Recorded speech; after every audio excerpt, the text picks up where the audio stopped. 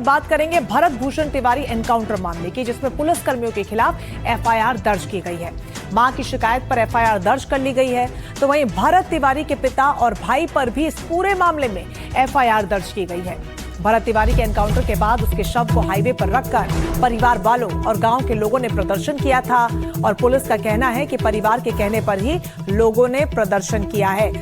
ये तस्वीरें आपको दिखा रहे हैं जो भरत तिवारी ने खुद अपने इंस्टाग्राम लाइव में पोस्ट की थी और इसी फेसबुक लाइव की तस्वीरों के बाद सवाल खड़े होने लगे कि जब पिस्टल सरेंडर कर दी, जब हथियार सरेंडर कर दिया तो उसके बाद गोलियां क्यों चलाई गई, और जब पुलिस ये कह रही थी कि गोलियां चलाई हैं पैर पर तो उसकी मौत कैसे हो गई। इस पूरे एनकाउंटर को फर्जी एनकाउंटर परिवार ने करार दिया, गंभीर आरोप लगाए और आरोप सीधा उन पुलिसकर्मियों पर हत्या का दिया गया। रमन हमारे साथ जुड़ गए इस पूरी खबर पर ज्यादा जानकारी के साथ। रमन, भरत तिवारी एनकाउंटर मामले में ये बहुत बड़ा अपडेट है, पुलिस वालों के खिलाफ एफआईआर हो चुकी है क्योंकि परिवार लगातार इस पूरे मामले को कह रहा था कि ये फर्जी एनकाउंटर है और हत्या की गई है जानबूझ के।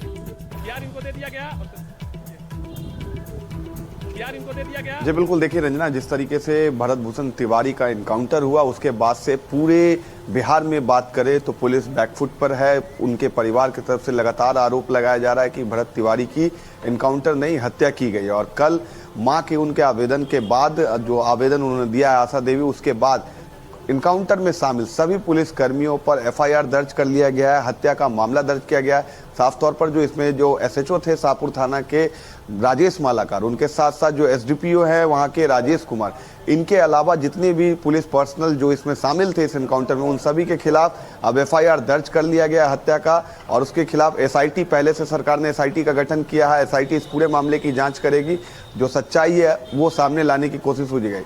लेकिन बड़ी बात यह है कि आज भोजपुर में महापंचायत का आयोजन किया गया है भरत तिवारी के एनकाउंटर के विरोध में। जिस तरीके से वहां के लोग प्रदर्शन कर रहे थे, आज एक महापंचायत है, संभवतः इसमें कोई बड़ा फैसला लिया जाएगा उनके परिवार के तरफ से।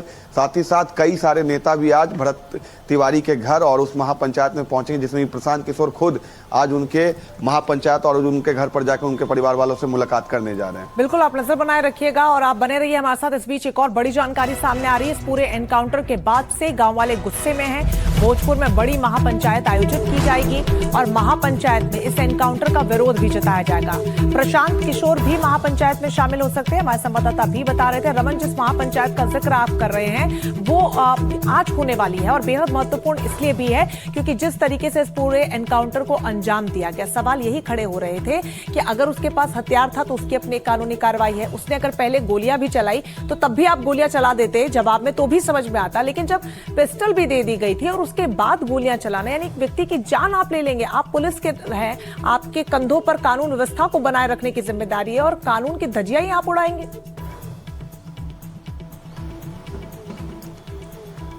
जी बिल्कुल, यही सवाल पूछा जा रहा है लगातार पुलिस से और वहां के जो प्रशासन है उनसे, क्योंकि इस पूरे मामले के बाद ना ही डीएम सामने आ रहे हैं, ना एसपी सामने आ रहे हैं, कोई भी भोजपुर का पुलिस पदाधिकारी सामने नहीं आ रहा।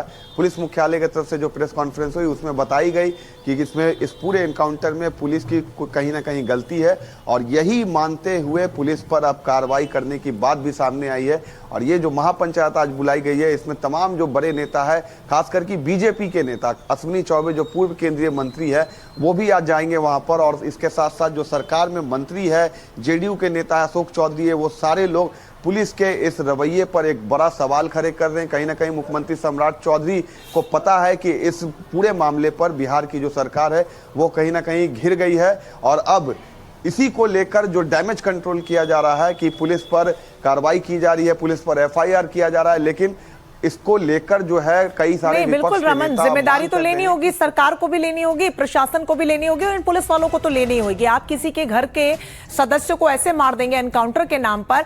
आप एनकाउंटर मतलब पैर में अगर आप गोली भी मारते तो भी समझ में आता था, आप सीधे किसी की जान ले लेंगे, कोई कानून व्यवस्था नहीं है, लोग किसके पास जाएंगे और इस तरीके की स्थिति देश भर में देखने को मिलेगी तो बहुत गंभीर है। बहुत शुक्रिया आपका रमन तमाम जानकारी के लिए। तो भरत भूषण तिवारी की हत्या के बाद बिहार में सियासत अब गर्माती हुई नजर आ रही है। विपक्ष ने सरकार की कार्यशैली पर सवाल उठाए हैं तो उधर परिजन पुलिस की कहानी पर सवाल खड़े कर रहे हैं। देखिए रिपोर्ट।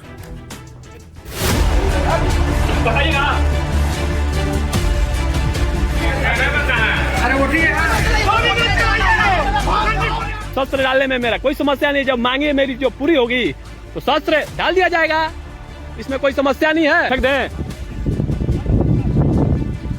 रुकिए, हथियार इनको दे दिया गया।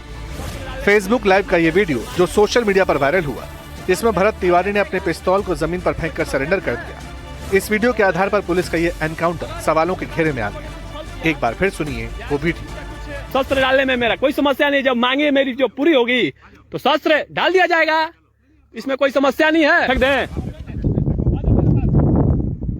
रुकिए, लीजिए, हथियार इनको दे दिया गया। इतना कहते ही भरत तिवारी का ये फेसबुक लाइव बंद हो जाता है। ये वीडियो यहीं खत्म होता है, लेकिन परिजनों का दावा था कि पुलिस ने यहीं से पूरा खेल शुरू किया।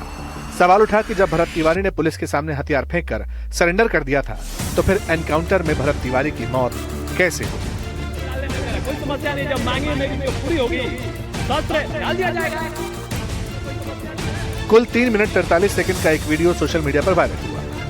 एनकाउंटर से ठीक पहले के इस वीडियो में देखा जा सकता है कि कैसे भरत तिवारी ने पुलिस के सामने अपनी मांग रखी और फिर आखिर में सरेंडर कर दिया। इस वीडियो का एक और हिस्सा सुनिए।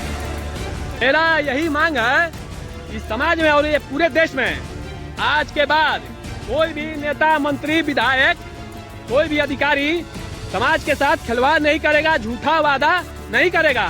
अगर करेगा तो उसे किसी भी हाल में पूरा करना पड़ेगा, और नहीं करेगा तो मेरे जैसे लोगों को हथियार उठाना पड़ेगा। इस वीडियो में भरत तिवारी ने यह भी आशंका जताई कि मेरे साथ कुछ गलत हो सकता है। इसके बाद इन लोगों ने कुछ छल किया या झूठ मूठ का कुछ ऐसा भी कुछ भी किया तो समाज और देश के लोग आप समझ। फेंक दें, रुकिए, लीजिए, हथियार इनको दे दिया गया। भरत तिवारी की मां सुमन देवी ने सीधा इल्जाम लगाया कि जब उनके बेटे ने पुलिस के सामने हथियार फेंककर पूरी तरह सरेंडर कर दिया था, तब निहत्थे युवक को पुलिस ने बर्बरता से गोलियां मारी। दोनों पैरों और जांघ में 4 गोलियां दागी गईं। इससे इलाज के दौरान पटना के पीएमसीएच में भरत ने दम तोड़ दिया। पिस्तौल बिक दीजिए तो कहल ठीक बा, हमारा ये चाहिए, लेकिन हमारे बिक दिला। बिगला के बाद गोली हे पैर में मारल बा एगो, ओकरा बाद हेजा 2 गो मारल बा, और ओकरा बाद गाड़ी में ले जाके हेजा मारल बा, ओकरा बाद हेजा मारल बा गोली। घर उजाड़ दिहल सरकार। जवान लड़का हम पोस पाल के अपना से बोला मेरे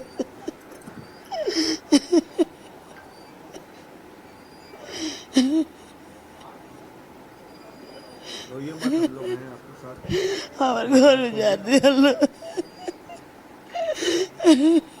हमारे आवाज़ को प्रधानमंत्री जी नरेंद्र मोदी जी है, गृह मंत्री हैं, उनको आवाज़ पहुंचाइए कि हमारा बच्चा निर्दोष है। ये तो देखने का चीज़ है। आप भी थोड़ा प्रधानमंत्री जी देख लीजिए थोड़ा अपना नज़र से, आपको सब हालात नज़र आ जाएगा। गृह मंत्री जी आप भी थोड़ा सा देख लीजिए कि क्या इसमें है, कैसा लड़का है, तो अब आपको भी समझ में आ जाएगा। अगर नियम है का तो हथियार डाल देने के बाद मारने का, हथियार डालने के बाद तो इनकाउंटर का ना ना ना ना ना।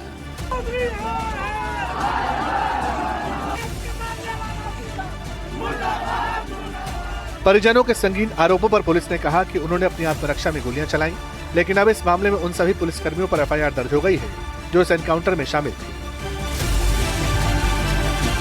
भोजपुर में हुए भरत तिवारी इनकाउंटर केस में नया मोड़ सामने आया है। घटना के 6 दिन के बाद उनकी मां आशा देवी के आवेदन पर इनकाउंटर में शामिल पुलिसकर्मियों पर एफआईआर दर्ज कर लिए गए हैं। इस इनकाउंटर में शाहपुर थाना के थाना प्रभारी राजेश मालाकार, एसडीपीओ राजेश कुमार समेत जितने भी पुलिसकर्मी मौजूद थे उन सभी पर एफआईआर किया गया है। इस एनकाउंटर को लेकर बिहार में काफी सियासी तूफान मचा था। प्रदर्शन विपक्ष ने भी इसे लेकर सरकार पर निशाना साधा और परिवार वाले भी लगातार न्याय की मांग कर रहे थे। अब इस मामले में उन पुलिसकर्मियों पर एफआईआर होने के बाद इसे कड़े एक्शन के तौर पर देखा जा रहा है। Bureau report, NDTV India.